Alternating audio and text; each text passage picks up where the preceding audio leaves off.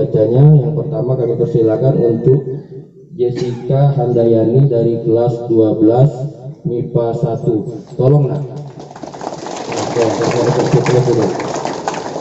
Tolong diperhatikan ya, pada saat kegiatan literasi ini kalian dituntut mendengar, menyimak ya.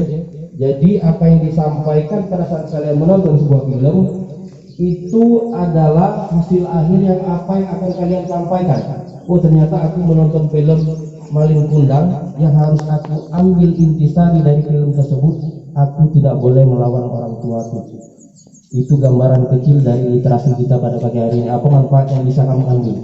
Ya, jadi kegiatan literasi hari ini kita mulai dari kelas 12 MIPA 1 Jessica Handayani. Kepada Jessica kami persilakan.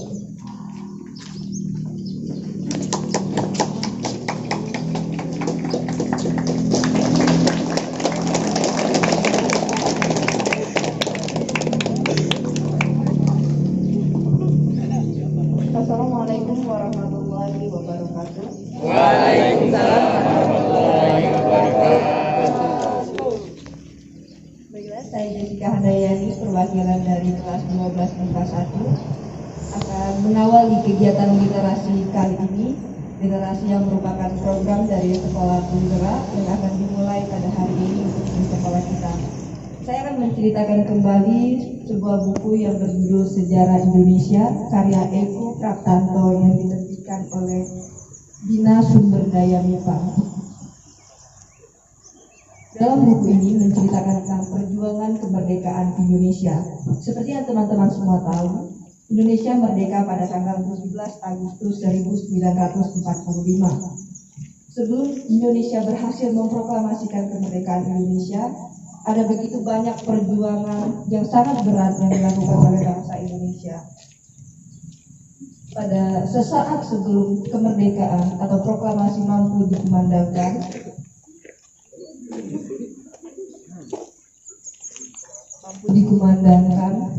ada banyak permasalahan. Bahkan setelah mampu dikumandangkan juga masih banyak permasalahan lagi. Setelah Indonesia berhasil memproklamasikan, radio-radio mulai menyiarkan tentang berita kemerdekaan Indonesia. Tapi semua itu tidak berjalan dengan semulus itu. Para pemerintah Jepang mulai menyegel kantor radio Indonesia untuk menghentikan semua penyiaran yang terjadi. Dan setelah Indonesia merdeka, satu hari setelah itu, pada tanggal 18 Agustus 1945, para pemuda mulai melakukan rapat-rapat raksasa, dan sidang yang pertama yang dilakukan adalah sidang PPKI yang menghasilkan 3 keputusan. 1. Menetapkan Undang-Undang Dasar 1945. 2. Menetapkan Insinyur Soekarno dan Muhammad Hatta sebagai Presiden dan Wakil Presiden Indonesia.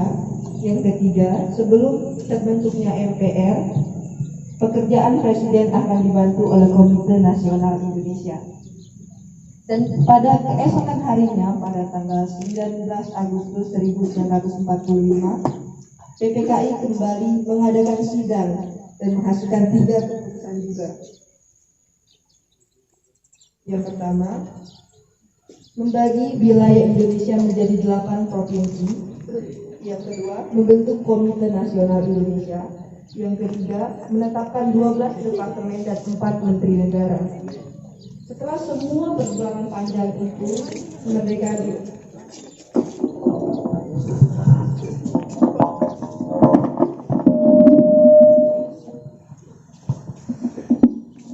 setelah perjuangan panjang itu,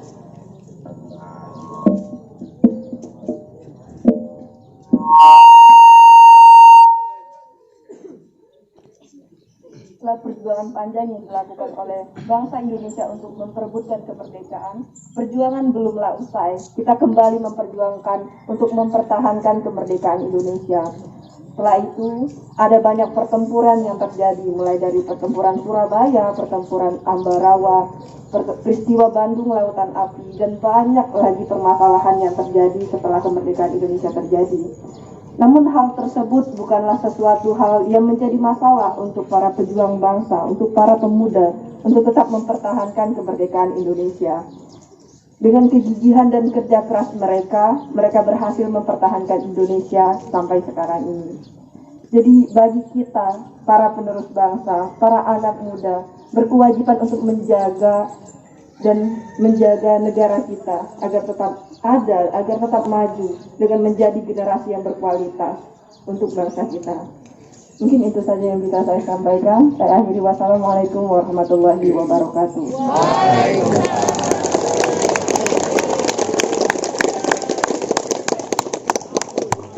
Oke, baiklah, untuk selanjutnya yaitu dari kelas 12 MIPA 2. Dari kelas 12 MIPA 2 yaitu Delima Ayu Anugrah. Kepada Delima kami persilakan.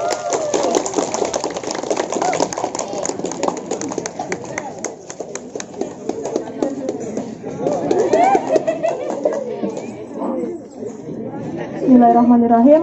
Assalamualaikum warahmatullahi wabarakatuh.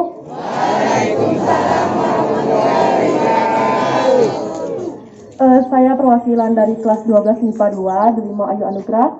Mungkin kalian udah tahu kenapa aku berdiri di sini. Di sini aku mau sharing tentang buku yang udah aku baca. Bagi informasi, buku ini berjudul Jika Kita Tidak Pernah Menjadi Apa-apa, karya Alfi Syahrin. Buku ini aku baca versi PDF-nya, bukan versi cetak, yang aku beli di Google Playbook, harganya sekitar 80 ribuan. Buku ini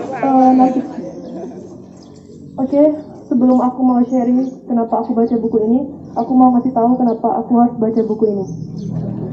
Jadi, sebagai seorang remaja kelas 12 SMA, tentunya pertanyaan-pertanyaan dan kegelisahan tentang masa depan mulai menyerang.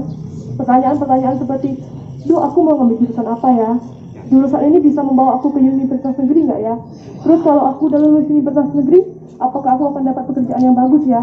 Kalau aku udah dapat pekerjaan yang bagus, apakah aku akan mantap ya di pekerjaan itu? Pertanyaan-pertanyaan yang mungkin sangat jauh untuk dipertanyakan. Tapi pertanyaan-pertanyaan tersebut terus membebani dan membuat aku kayak sengsara. Jadi itulah kenapa aku membaca buku ini. Buku ini berisi tentang kecemasan dan kegelisahan tentang masa depan.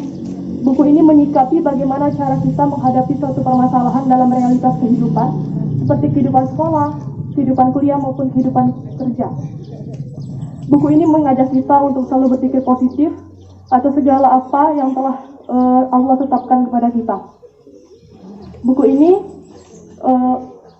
mendefinisikan kesuksesan sebenarnya itu adalah ketika kita mampu untuk merasa cukup terhadap apa yang telah kita miliki, terhadap apapun yang kita miliki di dunia ini. Buku ini juga menyelipkan sedikit kisah-kisah tentang orang-orang sukses di dunia ini, seperti Bill Gates dan Steve Jobs. Aku yakin kalian udah sering dengar nama-nama itu. Belum? Mereka juga awalnya berasal dari aku tidak tahu mau menjadi apa.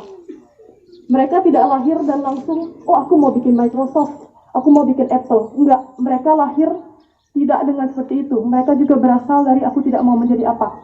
Tapi mereka hanya melakukan sesuatu dan menekuninya. Padahal pada masa itu internet dan komputer belum sepopuler sekarang pada masanya. Tapi mereka hanya melakukan sesuatu yang baru, sesuatu yang berbeda. Mereka tidak menjadikan patokan kesuksesan seperti orang-orang banyak. Jika mereka menjadikan uang sebagai patokan kesuksesan, maka mereka tidak akan memilih Microsoft dan Apple. Karena seperti yang saya bilang tadi, internet dan komputer belum populer sekarang pada masanya.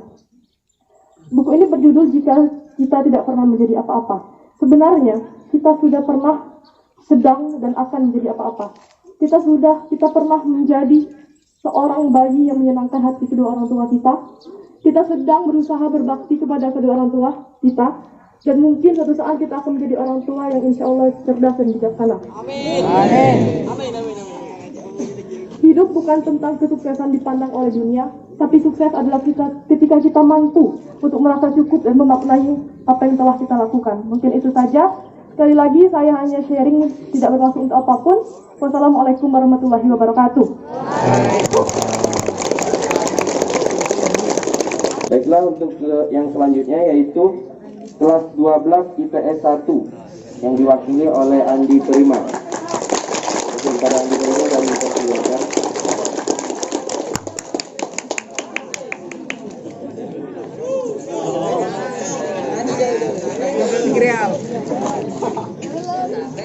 Assalamualaikum warahmatullahi wabarakatuh. Waalaikumsalam warahmatullahi wabarakatuh.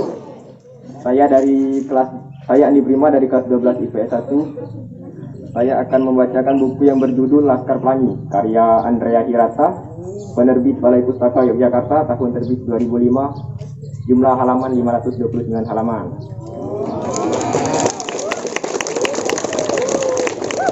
Mungkin teman-teman di sini pernah mendengar kata Laskar Pelangi karena sudah pernah melihat filmnya di televisi ataupun mendengarkan lagunya. Baiklah, saya akan bercerita sedikit tentang novel Laskar Pelangi. Laskar Pelangi merupakan novel perdana karya Andrea Hirata yang bercerita tentang kisah 10 anak di desa Gantung, Kecamatan Gantung, Kabupaten Belitung Timur, yang penuh dengan keterbatasan.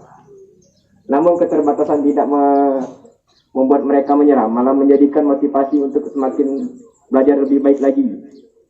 Sekolah Muhammadiyah di desa tersebut terancam ditutup karena mempunyai murid 9 orang. Namun saat pidato kepala sekolah mau menutup sekolah tersebut, datang seorang ibu yang mendaftarkan anaknya, hingga membuat sekolah itu batal ditutup. Laskar Pelangi merupakan pemberian nama dari guru di sana yang bernama Ibu Muslimah, yang senang dengan pelangi. Berawal dari sini cerita dimulai. Pertama-tama pembagian tempat duduk di kelas, lalu anak-anak saling memperkenalkan diri. Masing-masing anak memiliki karakter yang berbeda. Mereka bernama Ika, Lintang, Sahara, Mahar, Akiyong, Sahdan, Kucai, Korek, Trapani, dan Harun.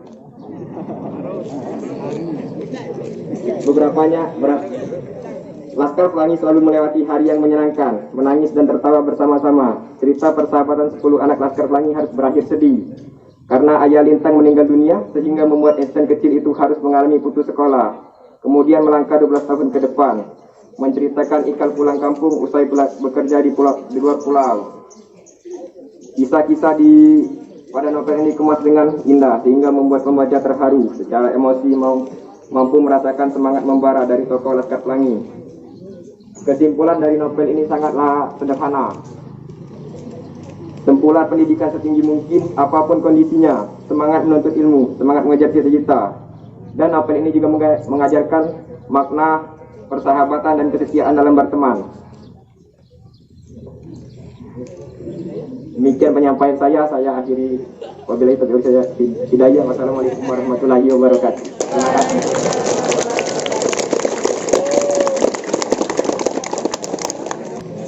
Baiklah, yang selanjutnya itu perwakilan dari kelas 12 IPS 2, Gita Parera. Gita Parera, kami persilakan.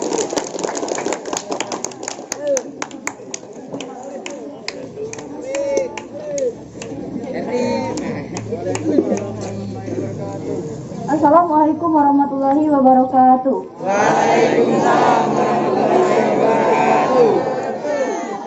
Saya Gita Parera, perwakilan dari kelas 12 IPS 2. Saya akan menceritakan kembali sebuah buku yang berjudul Pura-pura sakit demi mencari simpati atau Sindroma Munchausen, sebuah kajian psikologis karya Monty P. Satya Dharma, penerbit Pustaka Populer Obor Jakarta tahun 2002 yang memiliki 130 halaman.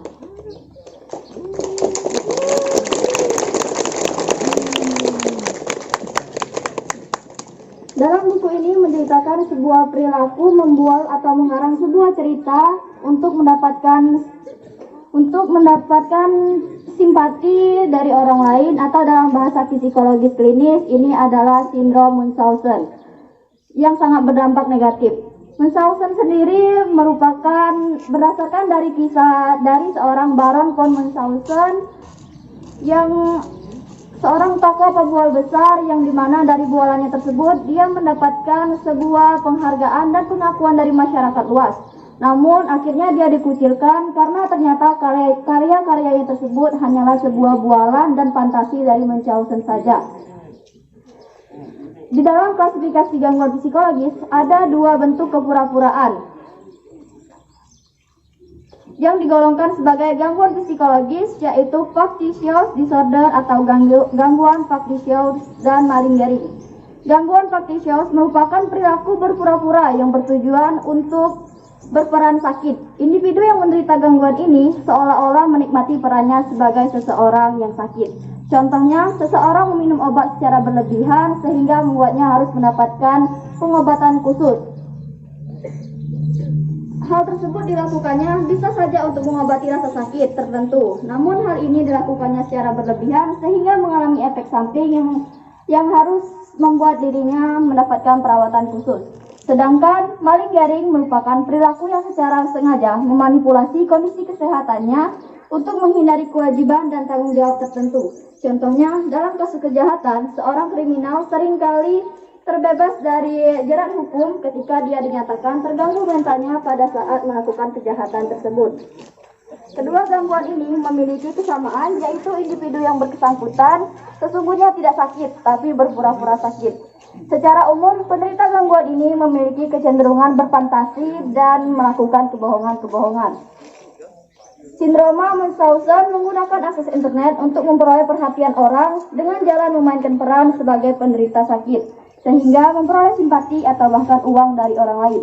Hal ini dikenal sebagai sindroma Munchausen by proxy. Sindroma Munchausen sendiri bisa dikatakan sebagai perbuatan yang negatif karena tidak hanya menyakiti dirinya sendiri, dia bahkan bisa saja menyakiti diri orang lain dan mengorbankan orang yang lebih lemah darinya, misalnya anak. Contohnya, seorang ibu yang rela menyakiti anaknya sendiri dan mengobati anaknya dan berpura-pura membawa anaknya pergi ke rumah sakit hanya untuk mendapatkan perhatian lebih dari suaminya atau bahkan masyarakat luas. Biasanya penderita gangguan ini bisa mengetahui lebih banyak tentang seluk-beluk kesehatan walaupun tidak rinci. Feldman 2000 mengemukakan bahwa penderita MBP cenderung berperan sakit dalam upaya memperoleh perhatian dari kelompok diskusi dalam internet. MBP sendiri merupakan bentuk perilaku maltreatment yang diperkenalkan sejak tahun 1976.